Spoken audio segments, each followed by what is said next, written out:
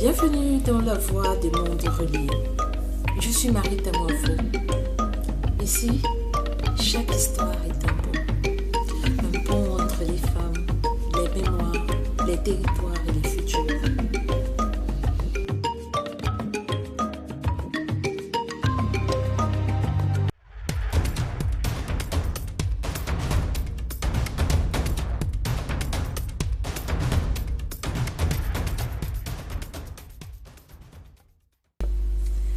La voie des mondes reliés, série 3, les archives du vent et des tambours.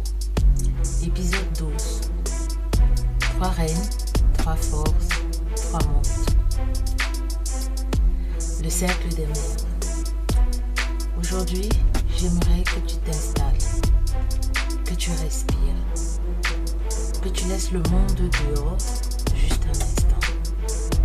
Parce que ce que nous allons ouvrir ensemble, ce n'est pas seulement un épisode, c'est un cercle. Un cercle de gratitude, un cercle de mémoire, un cercle de lumière. Et aujourd'hui, j'ai voulu célébrer la musique, célébrer les femmes, célébrer l'Afrique qui avance, qui chante, qui guérit, et célébrer aussi les mères du monde, les mères visibles et invisibles, les mères de sang, de cœur, de mémoire, celles qui portent les mondes, celles qui transmettent les chants, celles qui tiennent les lignées debout. La fête des mères n'est pas seulement un jour, c'est un rappel que derrière chaque fois, chaque lutte, chaque renaissance, il y a une femme qui a donné la vie ou qui a donné du sens à la vie. Alors aujourd'hui, ce cercle leur est dédié à elles, les premières archives du vent, à elles, les premiers tambours du monde. Et pour honorer cette énergie maternelle, j'ai voulu inviter 3 femmes dont la musique porte l'Afrique comme une lumière. 3 femmes qui sont des archives vivantes, des tambours de mémoire, des vents de transformation. J'ai nommé Angélique Kidjo, Charlotte Dipanda, Aya Nakamura. Aujourd'hui, je vais te raconter leur histoire et célébrer leur rayonnement. Avant d'aller plus loin, j'aimerais revenir un instant sur le chemin parcouru. 10 épisodes, 10 souffles, 10 éclats de vérité. Dans les archives du vent, nous avons écouté ce qui circule, les récits, les héritages, les silences, les résistances. Dans les archives des tambours, nous avons senti ce qui reste, les traces, les battements, les rythmes qui ne meurent jamais. Ce voyage nous a menés à Ptopo, au bassin du Congo, de Batiam au diaspora, des racines au futur. Et aujourd'hui, nous ouvrons un nouveau passage où 3 femmes deviennent 3 mondes. Angélique Kidjo, le vent de feu. Il y a des voix qui ne ressemblent à aucune autre, des voix qui traversent les frontières comme des éclairs. La voix d'Angélique Kidjo est de celle-là. Elle naît à Ouiga, au Bénin, une ville de mémoire, de spiritualité, de traversée. Sa mère dirige une troupe de théâtre. Son père lui transmet les musiques du monde. Très tôt, Angélique comprend que la voix est une arme de joie, une arme de liberté, une arme de résistance. Puis vient l'exil, Paris, le froid, la solitude, mais aussi le ciel, la liberté, la renaissance. 40 ans plus tard, elle est l'une des artistes africaines les plus influentes de l'histoire. 5 Grammy Awards, des tournées mondiales, une présence scénique qui renverse tout. Angélique, c'est le feu qui éclaire, le feu qui réchauffe, le feu qui libère. Elle dit, l'espoir est l'ennemi de la paix. Et elle le prouve dans sa musique, dans son engagement, dans son dernier album Hope, un hommage à sa mère Yvonne, un cri de renaissance. Ce qui la distingue, sa voix volcanique, son courage, sa capacité à transformer la douleur en lumière, sa place dans le monde. Une légende vivante, une mère symbolique pour des millions de femmes, une ambassadrice de l'Afrique debout. Charlotte Dipanda, je l'appelle le tambour d'eau.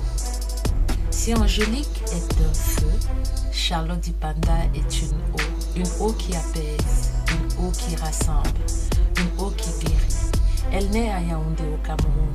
La musique devient son refuge. À 15 ans, elle chante dans les cabarets.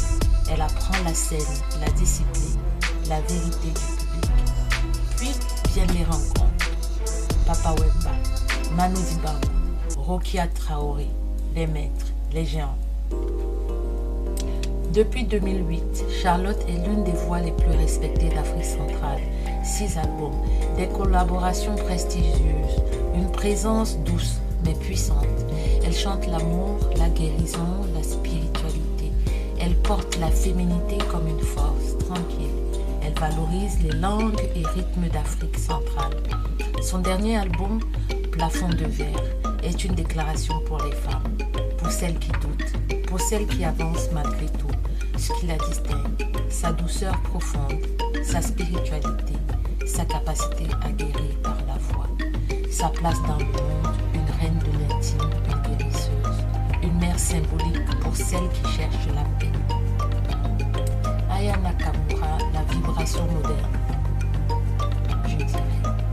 Aya Nakamura, c'est la modernité absolue, la diaspora comme matrice, le futur comme terrain de jeu.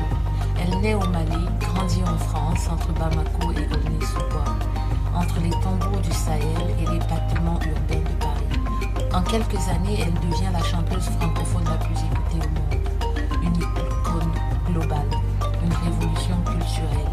Aya dérange parce qu'elle est libre. Libre de dire non, libre de dire oui, libre de dire je veux, je pars, je choisis.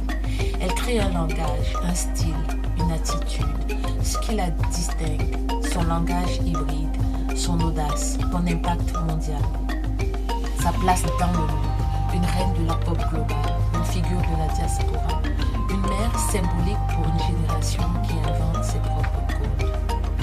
3 reines, 3 forces, un mémorisme, Angélique Kidjo, Charlotte Dipanda, Aya Nakamura.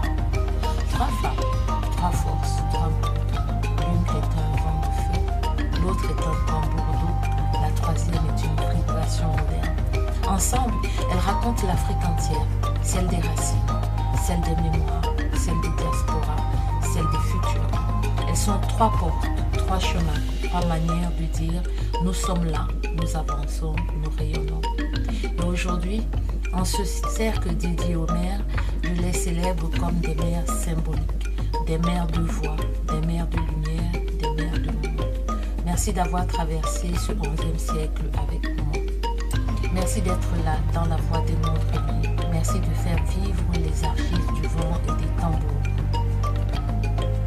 Et avant de refermer ce cercle, je veux honorer une action qui a eu lieu ici à Pau.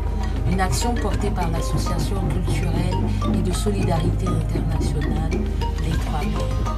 3 femmes, 3 mères, 3 piliers. Elles ont créé Festi Métis, un espace où les cultures se rencontrent, où les voix se répondent, où les femmes se tiennent debout ensemble. Festi Métis, c'est un festival né du cœur, né du besoin de rassembler, de transmettre, de célébrer la diversité, de dire haut et fort. Nos histoires comptent, nos voix comptent, nos mères comptent, comme le dit maman Clarisse, la fondatrice. À Pau, ces 3 mères ont ouvert un chemin. Elles ont créé un lieu où les enfants, les femmes, les anciens peuvent entendre les tambours du monde, sentir le vent des continents et reconnaître la beauté de leurs propres racines.